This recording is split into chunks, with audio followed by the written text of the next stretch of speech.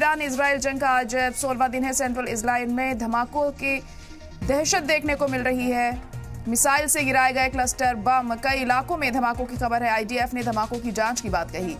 तो बड़ी और अहम खबर इस वक्त आपको बता रहे हैं। ईरान इजराइल जंग का 16वां दिन है आज और सेंट्रल इजराइल में धमाकों की दहशत बनी हुई है। लोग खासे डरे सहमे यहाँ पर दिखाई दे रहे हैं। तस्वीरें इस वक्त आप देख सकते हैं। मिडिल ईस्ट में लगातार टेंशन बरकरार है। मिसाइल से गिराए गए हैं क्लस्टर बम, कई इलाकों में धमाकों की खबर सामने आई है। आईडीएफ ने धमाकों की जांच की बात भी कही है। सेंट्रल इजराइल में लगातार धमाके हो रहे हैं। ईरान की तरफ से एक के बाद एक यहाँ पर ताबड़तोड़ मिसाइलें दागी जा रही हैं।